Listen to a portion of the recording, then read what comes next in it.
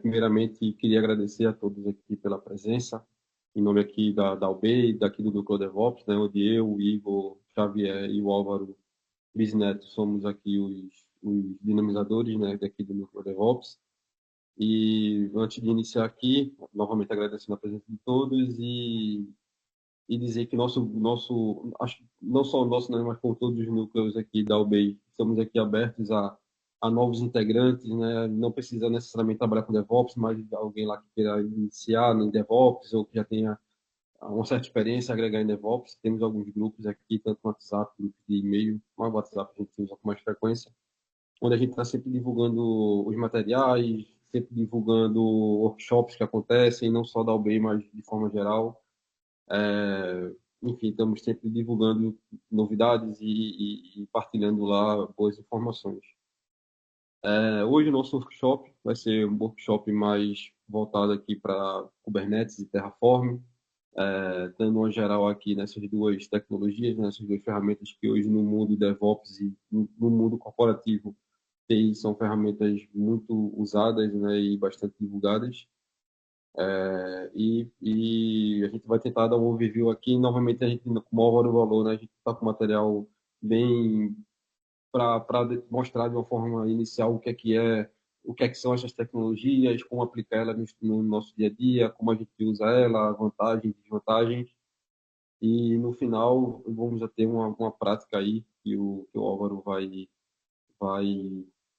vai seguir com ela, né, para mostrar na prática um pouco como é que funciona e como é que isso é aplicado em um certo ambiente. Deixa eu mudar aqui o slide. Pronto. A gente vai começar aqui nosso workshop falando sobre Kubernetes, né? A gente vai dar uma noção aí de como funciona, o que é o Kubernetes, como é que ele funciona, como a gente pode aplicar. Só que antes de eu falar do Kubernetes, eu queria começar falando sobre o Docker, né? Que tem uma tecnologia que está bem correlacionada com o Kubernetes e onde a gente basicamente vai usar o Docker dentro do Kubernetes, né? Então, tem uma certa analogia entre os dois. Então, começando aqui sobre o Docker. O que é o Docker, né? Docker é um software de código aberto utilizado para implantar aplicativos dentro de containers virtuais. Essa containerização permite que vários aplicativos funcionem em diferentes ambientes. Falando aqui em de uma forma mais didática, o Docker basicamente é uma tecnologia onde a gente pega algum tipo de aplicação ou algumas aplicações, várias aplicações, se for o caso, e transforma ela e faz ela funcionar, vamos dizer assim, dentro de um container. Então, imagina lá que você tem um ambiente em que, se você tem uma aplicação que para ela funcionar precisa de uma certa versão de um Java com Node e uma certa versão do Angular. E imagina que essa aplicação, toda vez que você for partilhar ela dentro do seu ambiente corporativo, ou for usar ela na cloud, ou for usar ela na sua máquina, você tem que toda vez estar é, instalando as versões necessárias, instalando as dependências necessárias, rodando todos os comandos necessários aí para essa aplicação funcionar. E isso custa tempo, isso custa dinheiro, isso custa, enfim, tempo para poder fazer tudo isso. E a vantagem de usar Docker é que você consegue encapsular tudo isso dentro de um container ou de vários containers, onde através desse container você consegue executar essa sua aplicação, consegue executar essa sua ferramenta, seja lá o que for, seu endpoint, a sua API, enfim, ele é bem amplo, seu front-end, seu back-end, tudo dentro de um container encapsulado. E você pode fazer com que esse container você consiga compartilhar com outras pessoas do seu o seu time, entre ambientes, seja cloud, seja on-prem, seja Linux, seja Windows. Então, você termina encapsulando todas essas necessidades de uma aplicação, essas, vamos dizer assim, dependências que a aplicação tem para ser executada dentro de um container, dentro de uma caixa, e a partir daí você consegue executar ela em vários ambientes, em vários sítios, vários lugares, sem precisar daquela dependência de estar instalando tudo novamente e tendo questões ali, problemas de versionamento, enfim.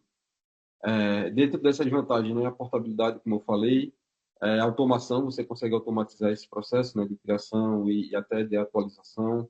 Economia de recursos, como eu falei, você não precisa, imaginar lá, instalar dependências, ter muito hardware para aquilo funcionar, já que você tem dentro de um container. E, novamente, esse container pode ser executado dentro da sua própria máquina, até no servidor, dentro de um cluster, enfim, vai muito de acordo com a necessidade. O compartilhamento, imagina lá que eu tenho minha aplicação dentro do Docker e quero passar para o Igor ou para o Álvaro, e eles precisem, só que eu falo, Igor, a minha aplicação é essa aqui, o repositório, só que tu vai ter que instalar o Node na versão X, o Java na versão Y. Então aí já custa um certo tempo, entendeu? Não é legal. Ao invés de eu fazer isso, eu pego e falo, Igor e Álvaro, o repositório do meu container é esse, baixa aí e executa na tua máquina. E eles precisam apenas do Docker instalado para fazer isso. A manutenção simplificada, né? O Docker, eu posso usar um script em Dockerfile, que é, vamos dizer assim, a linguagem que o Docker usa, ou um Docker Compose. Então, é uma linguagem simples e fácil, tem bastante material. E documentações e comunidades aí são sempre bem fervorosas, né? Sempre está tendo novidades, sempre está tendo novas usabilidades aqui para todos os tipos de ambientes que usam Docker. Mas como o nosso workshop aqui não é especificamente sobre Docker, eu quis ter uma introdução, porque imagina lá que a gente começa a usar Docker em nosso parque e eu vou tendo, um exemplo aqui, 10 aplicações, eu preciso que essas 10 aplicações em Docker eu consiga controlar ela e orquestrar ela de alguma forma. Aí que entra o Kubernetes, que é o nosso próximo slide. O que é o Kubernetes, né? O Kubernetes é um sistema, uma plataforma, entendeu? Também é open source, importante tanto Docker, Kubernetes, posteriormente Terraform. A gente vai ver que são ferramentas de código aberto que a gente pode explorar, enfim, usá-la da melhor forma, que faz a orquestração desses containers, entendeu? Que é usado na implementação, gerenciamento, escalonamento de aplicações em containers e foi desenvolvida pelo Google lá em 2014, entendeu? E o Kubernetes, basicamente, como a própria definição diz, né, é a ferramenta, né, a tecnologia que eu vou conseguir orquestrar e organizar esses Dockers, nessas implementações da melhor forma, onde eu vou conseguir separar, eu posso falar assim, entre várias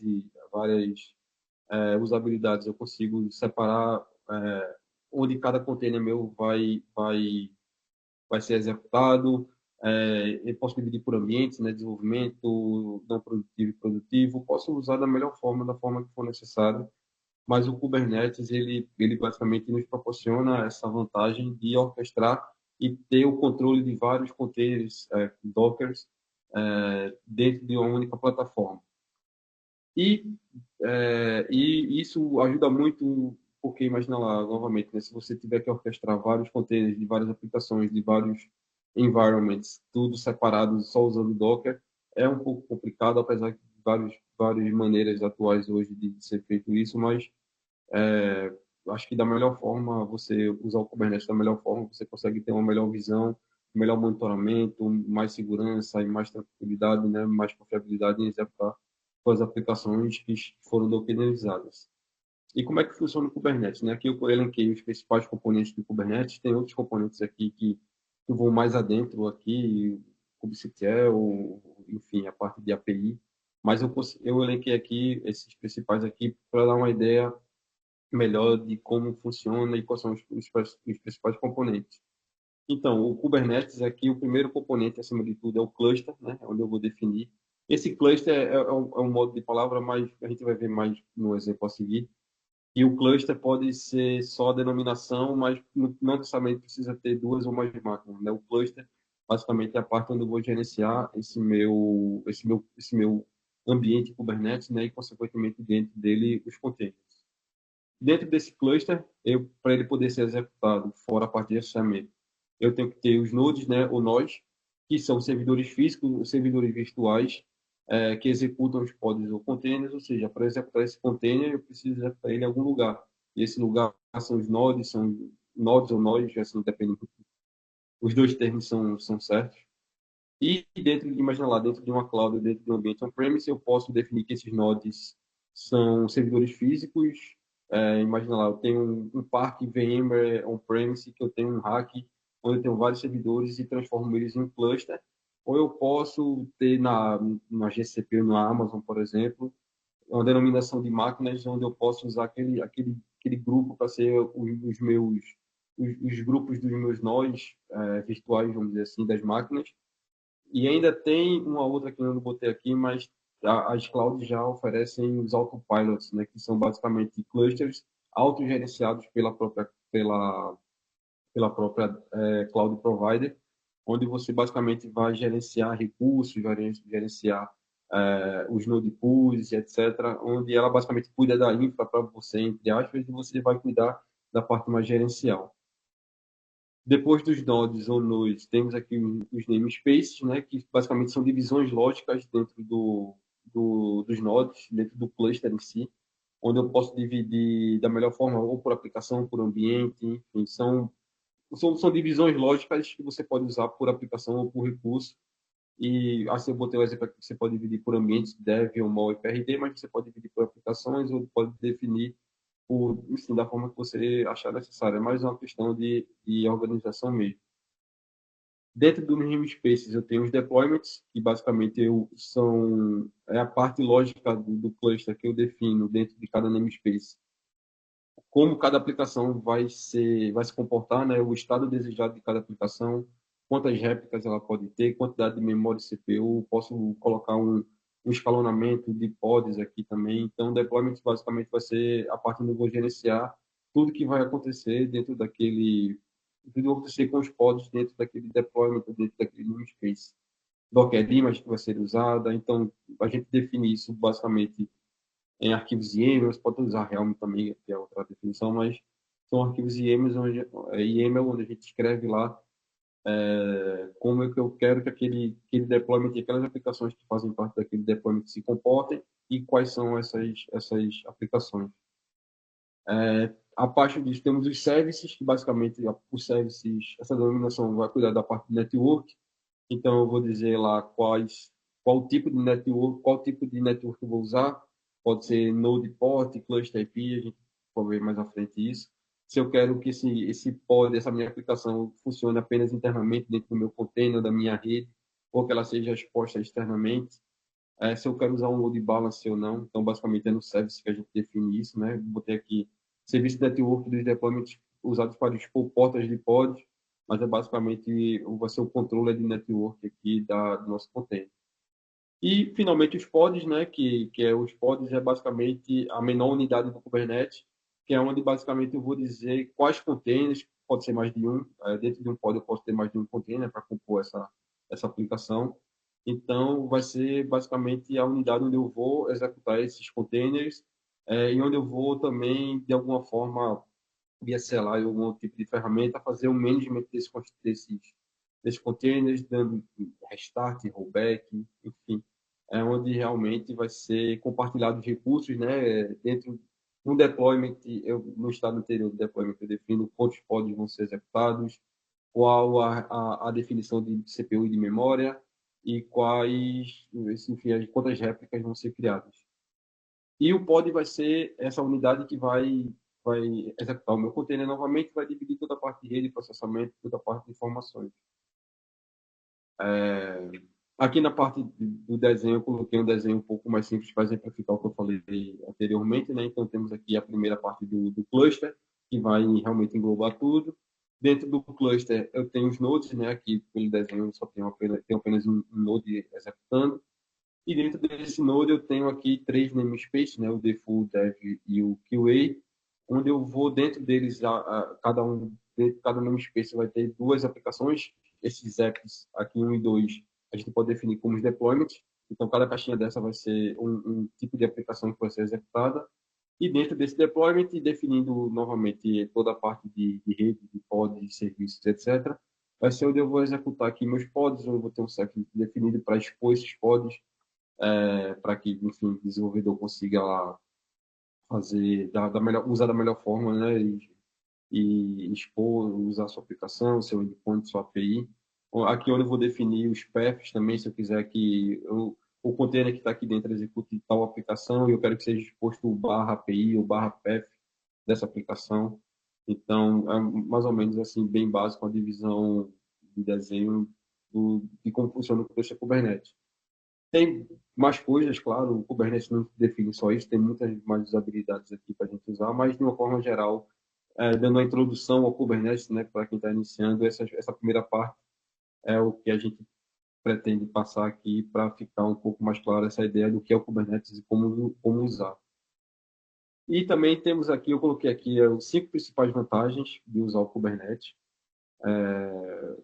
Então, dentro do ambiente corporativo, no ambiente, enfim, de aplicações, tem essas 5 vantagens, assim, tem muito mais vantagens aqui, se a gente for entrar, vai ter bem mais, mas definir aqui essas 5 aqui como as principais. Primeiro, a questão de a escalabilidade do dimensionamento automático. Então, novamente, isso aqui eu posso definir, por exemplo, dentro do cluster. Imagina lá, a gente, dentro da nossa empresa atual, a gente usa muito o cluster da GCP, do Google Cloud Platform. E é dividido em Node Pool, em Node Pool e Control Plane. Esse Control Plane, basicamente, eu vou definir quantas máquinas eu vou ter, qual vai ser a rede que ele vai ter. A parte de firewall eu também consigo definir nesse Control Plane, que é a parte de cluster. Desse desenho aqui, o Control Plane seria o cluster.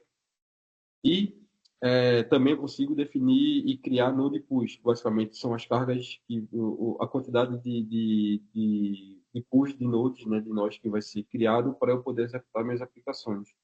E ali eu consigo definir a escalabilidade, qual o máximo mínimo de nós que esse node pool vai ter, a location que ele vai ter, enfim, uma série de definições aqui onde eu posso definir um escalonamento. E esse escalonamento é automático, mediante algumas métricas que a gente também pode definir dentro desse node pool. E o Kubernetes tem essa vantagem de você deixar um mínimo e um máximo ali de recursos para ser usado de acordo com a demanda, de acordo com a carga, de acordo com a sua aplicação. Isso geralmente é feito teste de carga anteriormente, né, pelos desenvolvedores, para saber o quanto aquela aplicação vai requerer de máquina, de memória de CPU mesmo, e a gente vai definindo essa escalabilidade aqui de acordo com a necessidade. A portabilidade, né, o Kubernetes ele pode ser o que está executado dentro do Kubernetes na AWS, por exemplo, pode ser executado dentro da GCP ou de um cluster local on-premise também. Então, não é necessário muitas modificações, grandes modificações para você executar a mesma aplicação em cluster de nuvens públicas ou privadas diferentes ou ambientes on-premise. Então, basicamente, ele sempre mantém um padrão ali de como eu vou executar aquele arquivo de YAML dentro de um determinado cloud provider, um determinado ambiente on-premise. E também, novamente, entre máquinas, a questão da portabilidade de ambientes é bom. Imagina lá, eu preciso, eu tenho todo o meu ambiente on-premise, preciso fazer uma migração para cloud. Então, o teu o manifesto é basicamente o YAML, onde a gente escreve como aquela aplicação vai se comportar. O mesmo que eu uso num determinado ambiente, eu posso usar em outro determinado ambiente e mudar poucas coisas, né? O que eu posso mudar ali é mais determinado de acordo com o ambiente. A questão da automação e eficiência, então, eu tendo minha aplicação implementada aqui dentro do ambiente Kubernetes, eu consigo definir uma rotina de deploy, automações, pipeline, CI/CD, tudo isso para implementação, deploys, build e deploys dentro do meu ambiente, consigo fazer rollback, consigo ter, hoje em dia tem N ferramentas de monitoramento aí, Zabbix, Grafana, Prometheus, Dynatrace, Datadog, todas elas têm é,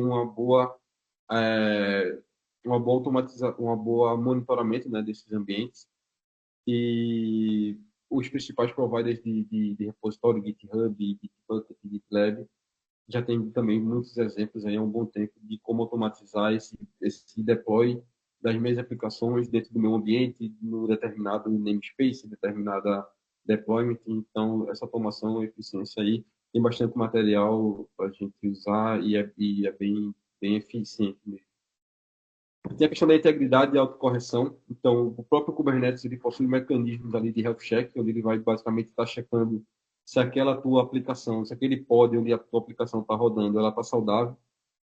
E ele tem mecanismos que podem garantir aquela autodisponibilidade, ou seja, assim, tomando como exemplo, se tu vai fazer um deploy de uma aplicação nova, ou tu vai fazer um deploy de uma aplicação já existente, né, fazer um upgrade, um update daquela aplicação, e no processo de deploy, aquele novo container, aquele novo Docker, imagina, um novo container, ele não tá saudável, ele só mata o anterior quando o antigo está running, né? Ele só modo anterior quando o novo container está saudável e está pronto para ser usado. Enquanto esse novo container não tiver saudável para ser usado, ele mantém o antigo e isso garante que a tua aplicação não vai ficar fora. E se o novo container ele tiver pronto, tiver running e por algum motivo dá problema nele, seja lá por falta de recurso, seja algum endpoint externo que ele vai buscar e está com algum problema, ele tenta fazer vários restarts desse deployment, desse pod, para ver se ele consegue voltar ao normal. E, claro, dentro do monitoramento a gente está vendo que ele está com problema e vai atuar, mas ele tenta manter de uma forma mais clara e mais íntegra aquele pod funcionando e de uma forma que tenha pouco, quase nenhum downtime da tua aplicação. Então, ele vai reiniciando qualquer container com falha de forma automática.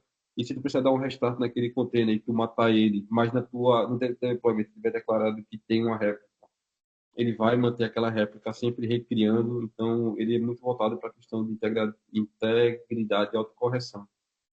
E, juntando tudo isso, né, uma coisa que muitas empresas veem hoje, que é a questão do custo. Então, você tendo um ambiente Kubernetes bem feito, bem criado, com teste de carga das aplicações feita da melhor forma possível, você consegue evitar custos elevados na tua infraestrutura. Imagina lá, antes muita gente imagina lá, criava uma máquina aqui com 4 GB de RAM e 4 CPU para rodar uma aplicação que só usa, sei lá, 100 megas de memória. Então, eu tenho um custo elevado lá criado para uma coisa que eu uso pouco. E no Terraform você consegue, desculpa, aí no Kubernetes você consegue fazer esse management, né, da relação do que a tua aplicação precisa com o que o cluster vai te entregar. Então, você com um cluster com máquinas não tão elevadas, você consegue rodar bastante coisa. Que anteriormente você precisaria de uma máquina grande ou algo pesado para poder executar pouca coisa. Então, ele ajuda muito nessa questão de redução de custo, na questão de você realmente proporcionar, né, provisionar o que aquela tua aplicação precisa para ser executada. E é isso, pessoal, sobre o Kubernetes. Espero ter passado de uma forma clara e nítida aqui uma melhor visão sobre isso. O Igor aqui vai dar continuidade na parte de Terraform. Obrigado a todos.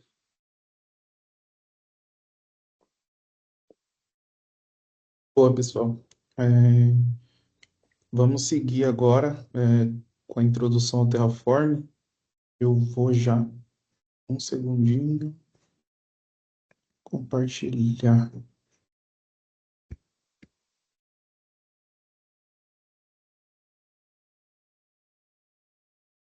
Aqui. PHP, se você puder tirar o compartilhamento, eu acho que que eu tô travado aqui, não tô conseguindo. Desculpa, tirei. Sumiu daí? Sumiu, pronto. Tá vendo minha apresentação já? Sim. E, então vamos lá, pessoal. Eu vou falar um pouquinho agora de Terraform. Eu vi aí que bastante gente da Malta ainda não teve contato, então acho que vai ser um primeiro contato legal para vocês terem uma ideia, terem uma noção de como funciona a tecnologia. Então, vamos lá. Falando um pouquinho sobre Terraform, ele é uma tecnologia de infraestrutura como código. Então, o que isso quer dizer? Quer dizer que o Terraform é usado para provisionar infraestrutura na cloud, principalmente. Então, passando aqui para o próximo slide, a gente tem a definição da própria HashiCorp, que é a criadora do Terraform, que é uma ferramenta de infraestrutura como código para provisionamento seguro e eficiente. E é exatamente isso que o Terraform faz, tá? Coloquei aqui as principais características como eu disse, o Terraform é criado pela HashiCorp. A linguagem é uma linguagem declarativa também criada pela HashiCorp. O que isso quer dizer? Essa linguagem declarativa, você só tem que passar o que deve ser criado. Você tem que descrever o que deve ser criado e não dar um passo a passo do que você quer criar. Então, isso acaba facilitando bastante o entendimento, a complexidade da linguagem. Acaba sendo bem tranquilo de entender, bem tranquilo de manusear. Então, é um ponto positivo aí do Terraform. E, por último, como a imagem aqui ilustra, o suporte a múltiplos providers, que é algo assim fenomenal do Terraform, não somente desses providers que a gente tem aqui na imagem, né, da AWS, Google Cloud e Azure, coloquei porque são os principais, mas a gente consegue também na Oracle Cloud ou até mesmo Kubernetes. Então, a gente tem essa gama de providers bem grande que podem ser associados ao Terraform, tá? Então, é outra parte bem legal. Para iniciar aqui, eu coloquei um fluxo bem simples sobre o Terraform, que são os principais comandos e como eles são utilizados. É, o primeiro comando, que é o comando de init, Terraform init, ele é usado no diretório de trabalho, que você vai criar sua infraestrutura, e ele vai baixar todos os providers. Então, você coloca uma definiçãozinha de quais providers você vai usar, da versão do Terraform, e você rolando esse comandinho, ele vai baixar todos os providers em todas as versões corretas, e o ambiente já vai estar pronto para usar. A gente vai ver um pouquinho disso também na prática que o Álvaro preparou, mas aqui só para dar um overview para vocês. Depois disso, e aí agora falando do validate, ele não é obrigatório. O Terraform Validate, ele vai validar os seus arquivos de configuração e vai ver se os arquivos são válidos, se tem algum erro, se tem algum problema. Não é obrigatório, mas é aconselhável para você gerir um pouquinho melhor o código e tem até outro comando que eu não coloquei aqui, que é o format, que é para deixar o código indentado certinho e num padrão legal de código. Então, esses dois comandos não são obrigatórios, mas são legais de se usar, tá? Depois aqui a gente tem o Terraform Plan, que ele vai criar todo o plano de execução do seu código. Então, vamos supor que você definiu que você quer criar ali um bucket, né? Vamos falar de AWS. Um bucket no AWS S3, privado, uma máquina EC2 e uma VPC. Quando você rodar o comando do Terraform Plan, ele vai mostrar todo esse output de tudo que vai ser aplicado quando você rodar o próximo comando, que é o Terraform Apply. Que ele faz isso, ele faz o output do plan e aplica todas as mudanças que você tem planejadas no seu código. E aí, por último, o destroy, que, como o nome já diz, ele destrói tudo, ele roda também um plan para planejar o que você vai destruir e destrói a infraestrutura que você criou.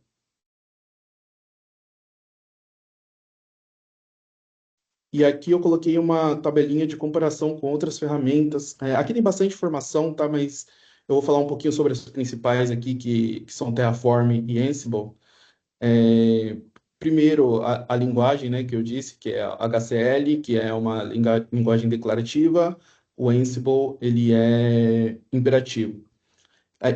Não sei se todo mundo aqui conhece Ansible, mas só para dar também um overview sobre o Ansible, ele também é uma tecnologia de infrastructure, mas o uso dele acaba sendo um pouquinho diferente. Terraform, eu vou explicar o porquê, mas só para vocês entenderem também, tá? Então, aqui já no foco principal a gente já fala. Então, o foco principal do Terraform é o provisionamento.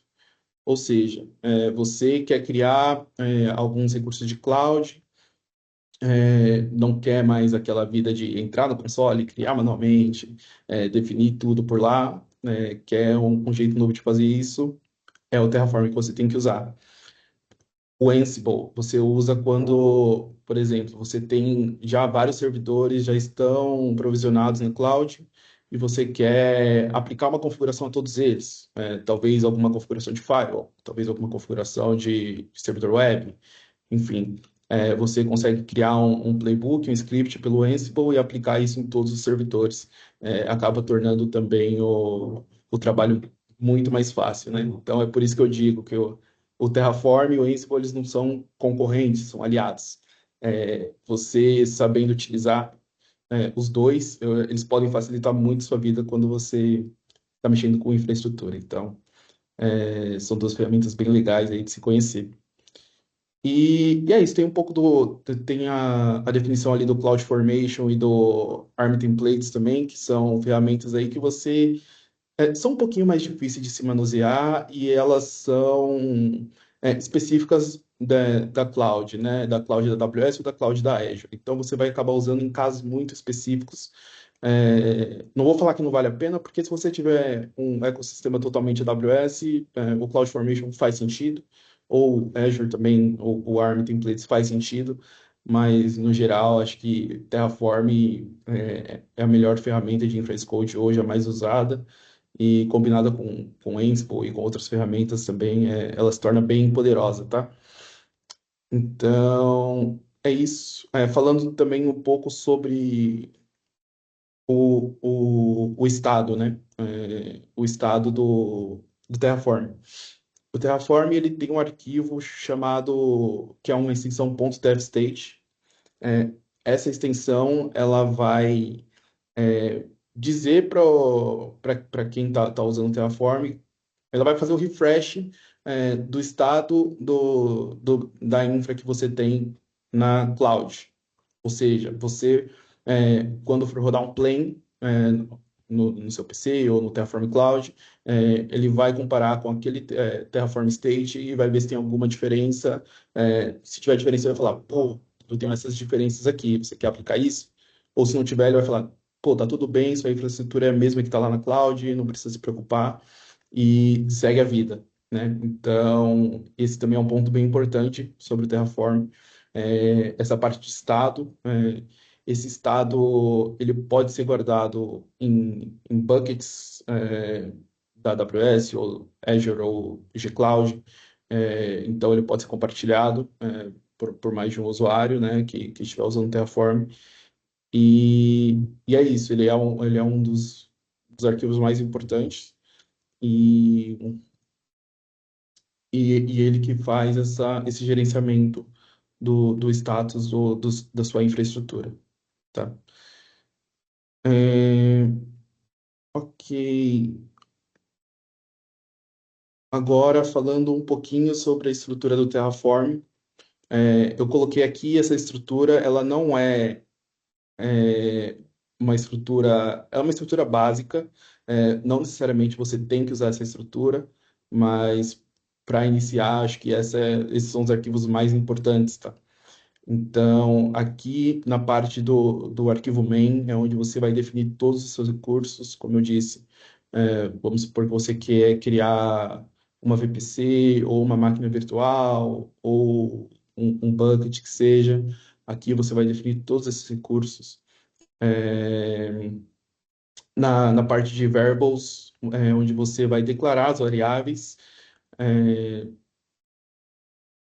as variáveis você vai utilizar coisas que se repitam ou coisas que você vai usar em mais de um lugar. Aí, para não ficar repetindo código, você usa as variáveis. E no arquivo de variables, você define tudo isso.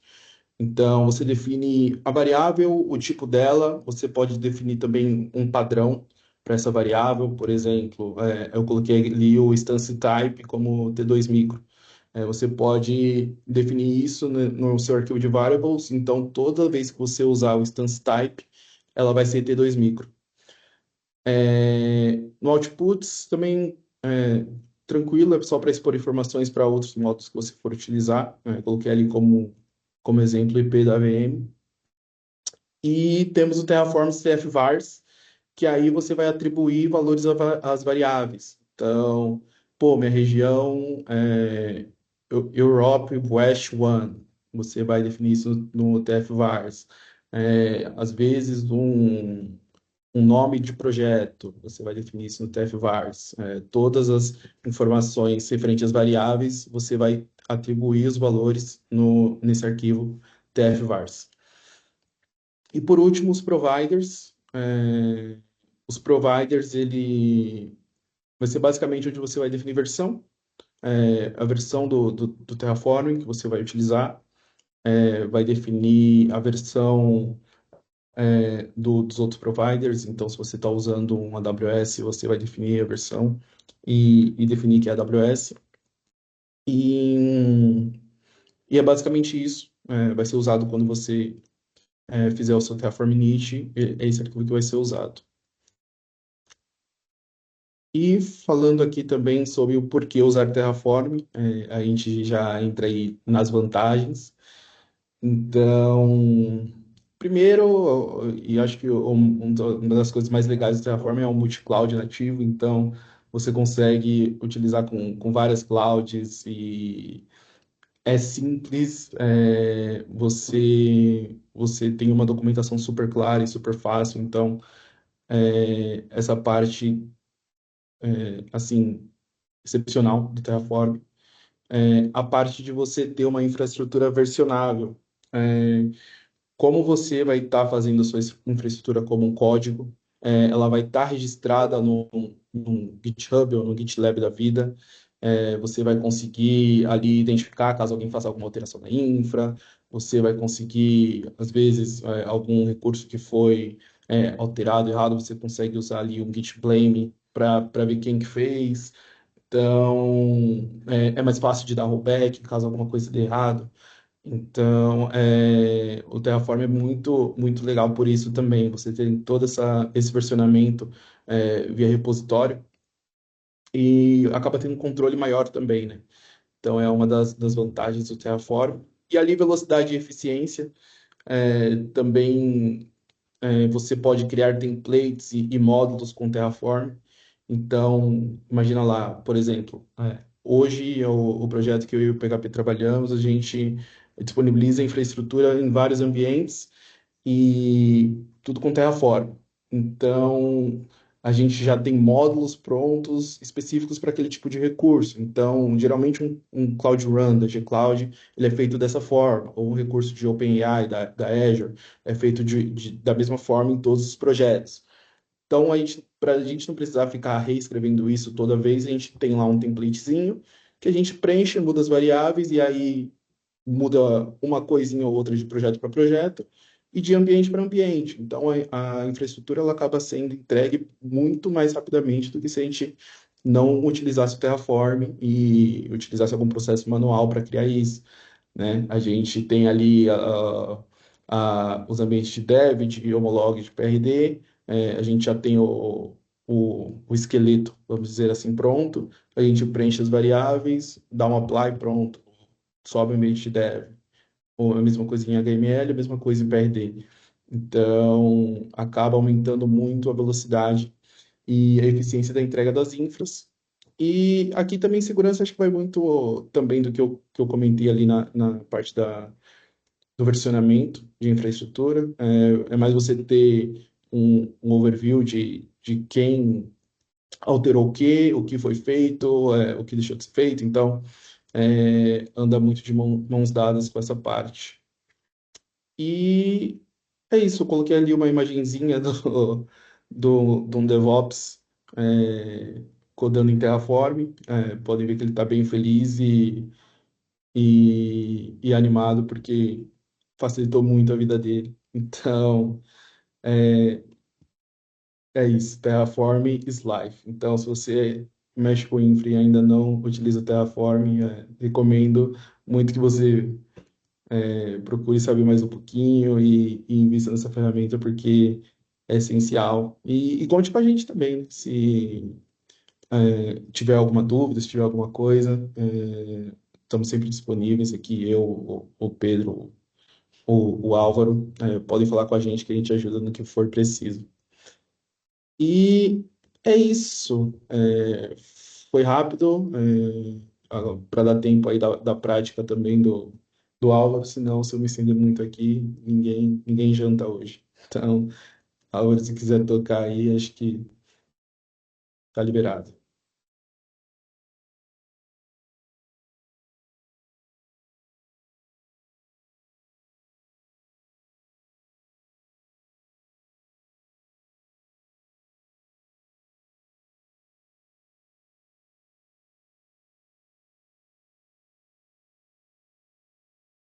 Gênio, falando mudo. Vocês estão conseguindo ver minha tela por aí? Então, beleza, vamos continuar. Já sim. Meu nome é Álvaro. Normalmente eu escrevo meu nome sem acento, porque eu já tive muito trauma disso na minha vida. Toda uma época que o pessoal ainda não usava os caracteres Unicode. Tem muito problema aí com meu nome na internet, mas vamos lá. Vamos falar um pouquinho da prática que eu preparei para vocês aqui de Kubernetes e o Terraform. Então, basicamente, a estrutura que eu usei, toda aquela estrutura que o Igor falou, foram 3 arquivos. Então, tudo isso aqui que eu vou mostrar para vocês está em 3 arquivos. Eu vou discutir os 3 arquivos, mostrar o conteúdo deles aqui para vocês, o providers, o main e o outputs. Então, o que é que tem no meu providers? Eu estou usando somente um provider, que é o provider do Kind. Kind é Kubernetes em Docker. E por que eu usei um Kubernetes em Docker? Porque é mais fácil a gente fazer um ambiente aqui com mais de um node. Quando eu comecei a estudar Kubernetes, eu não sabia muito bem como é que funcionavam as coisas, e a maioria dos exemplos que eu fiz, e os treinos que eu fiz em casa, eram clusters de um node. Tem um cluster que só tem uma estrutura, não tem para que ter um cluster, podia estar rodando em qualquer outra forma, não fosse Kubernetes. Mas vamos lá. Para o nosso exemplo, eu estou usando o Kubernetes em Docker, versão 0.90, que é a mais nova. Então, uma olhadinha lá hoje. E o que é que eu vou fazer com esse cara? Tá? Eu vou de um cluster chamado Kind Cluster, Kubernetes em Docker Cluster. O nome dele é Test Cluster. Ele vai salvar a configuração do Kubernetes nessa pasta, tmp config. Só vai inicializar quando tiver tudo certo. Wait for ready true. Então, vai esperar inicializar todo mundo para liberar o acesso. E vamos para a configuração. É um cluster. Ele vai usar essa versão de API. E ele tem 4 nodes. O primeiro node é o control pane. Então, ele tem essa configuração aqui. Pronto, o ingress dele tem tudo mais. Eu fiz um port mapping bem simplesinho, passando as portas 80 e 443 para dentro desse cluster. E eu tenho 3 worker nodes simples para ele dividir a carga como ele achar justo. Quando você for instanciando novos pods, ele vai colocando no worker nodes, como o Kubernetes achar melhor. E o meu arquivo de outputs, que seria para ser consultado por outros deployments, eu coloquei aqui o kubeconfig, onde fica, o endpoint, os certificados e toda a informação necessária para comunicação segura, se eu fosse utilizar a comunicação segura entre os meus pods e containers, certo? Então, basicamente, 3 arquivos, menos de 100 linhas de código, eu acho, somando os 3, talvez, 100 linhas de código. E vamos ver o que é que isso faz. Antes de começar, uma coisa importante.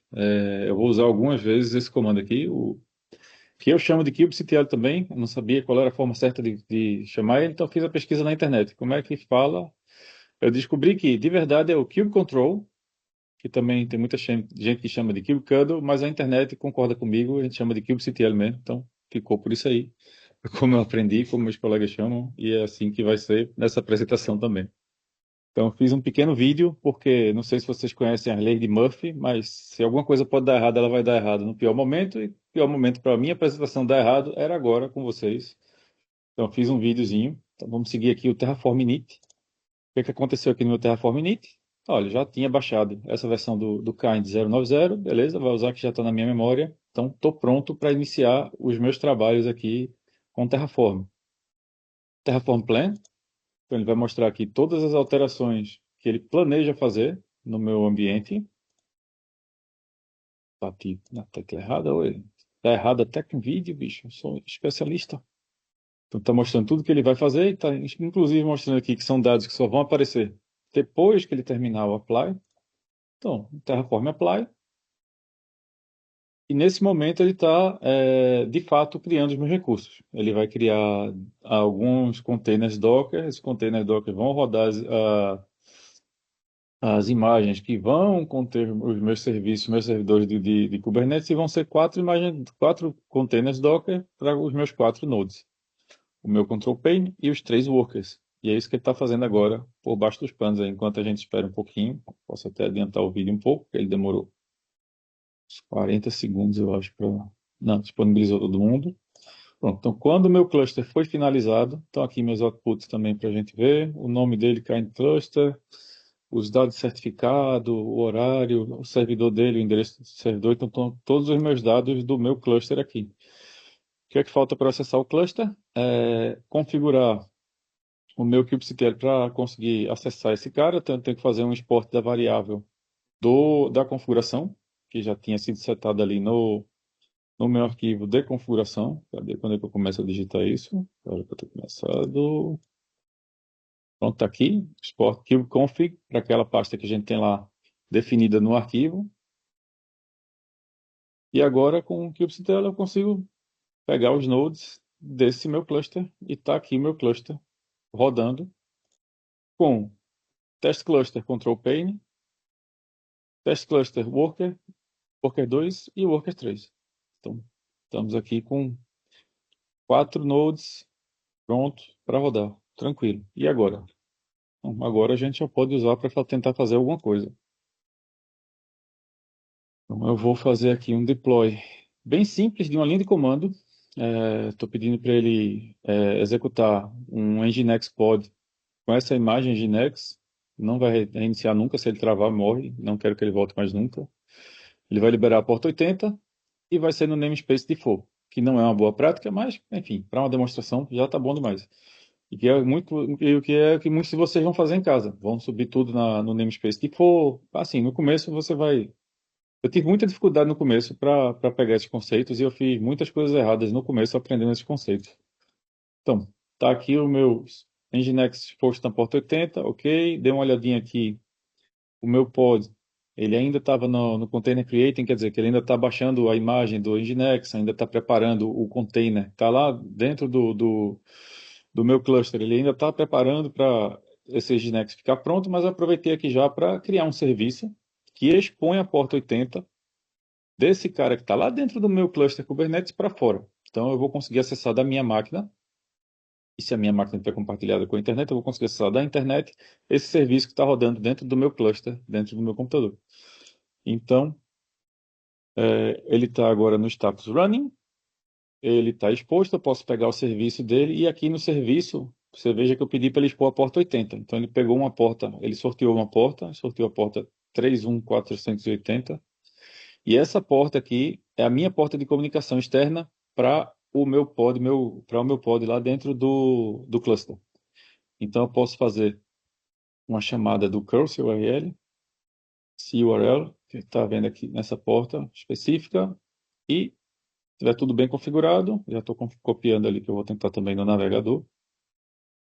Copia o IP com a porta e pronto. Está bem configurado. Isso aqui foi a resposta do CURL, tá? É a resposta do Nginx. E que também, para garantir que está tudo bem, eu jogo no navegador, que é para ver, que é mais fácil de ler aqui. Então, pronto. E a partir daqui eu tenho um cluster funcional. Eu posso fazer um deploy de várias outras coisas, posso testar várias coisas, posso subir mais pods, posso subir serviços, fazer, enfim, tudo que eu queria fazer com um ambiente Kubernetes.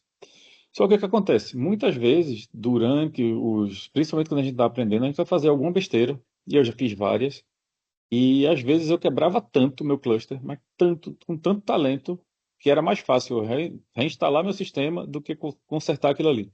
Eu não conseguia nem tirar todos os recursos, não conseguia nem limpar o lixo do que eu tinha feito. Então, no começo eu trabalhava muito em VM, porque era mais fácil eu subir uma VM nova para continuar, era mais rápido do que desfazer as desgraças que eu tinha feito com com o Kubernetes. E o que é que o Terraform me ajuda? Tá, tenho ali meu cluster rodando, fiz uma besteira grande, quero me livrar dela. Eu venho agora e vou. Estou vendo aqui meus pods. Não, isso aqui é o mesmo vídeo, agora limpo esse. Pronto, esse aqui. Tá aqui meu cluster rodando, fiz alguma besteira que tipo não consigo mais recuperar, não me responde mais nada, fez alguma coisa que não vai dar para ajeitar. Então, kubectl, get nodes, somente para ver se está todo mundo aí. Consegui pegar os nodes, mas não consigo resposta de nada. Então, como é que eu me livro disso agora? Como eu instanciei todo mundo, como que eu fiz isso aqui usando Terraform, eu tenho uma facilidade para a minha vida, que é utilizar o comando Terraform destroy para me livrar de qualquer coisa que eu tenha feito aqui. Encerra qualquer prova que eu tinha feito alguma coisa errada na minha vida. Ele mostrou ali o que é que vai acontecer quando eu rodar o Terraform destroy. Ele vai, vou me livrar de todos esses recursos e no final eu tento dar um get node e já não existe mais nada. E aí o que é que eu faço para tentar novamente? volto para aqui para o meu primeiro slide, Terraform init, Terraform apply, e ele vai criar o meu cluster idêntico, e eu vou poder voltar a fazer outras coisas e vou poder estudar e quebrar com uma certa tranquilidade. Eu tenho esse suporte do Terraform para fazer a parte de administração do meu cluster, tá? Então, eu acho que isso ajuda um bocado, principalmente para quem está começando agora. Eu tive muita dificuldade no começo, porque muitas vezes eu não conseguia instanciar. Assim, falar a verdade, eu demorei muito tempo para instanciar um cluster dentro de casa com mais de um node. E eu tinha muita dificuldade também quando eu estragava bastante o meu cluster. Então, se eu tivesse isso aqui na época que eu comecei a aprender Kubernetes, eu teria acelerado um bocado o meu aprendizado. Então, recomendo que vocês façam. Podem pegar, não sei se essa a apresentação vai estar disponível para vocês, mas se vocês derem uma olhada nesse kind lá no Terraform, vocês podem ver, tem vários exemplos. É só copiar o exemplo do pessoal, ele já vai criar um cluster Kubernetes para vocês em casa. E fica bem tranquilo para você poder treinar com essa margem de segurança de ser bem rápido você desfazer e refazer tudo para você poder recomeçar seus testes, ok? Então a gente consegue trabalhar com uma certa folga, uma certa paz de espírito ah, nesse sentido. Então, aproveitar que a gente tem 3 ou 4 minutinhos ainda, abrir um pouquinho um tempo para perguntas, se alguém tiver alguma dúvida, algum comentário, e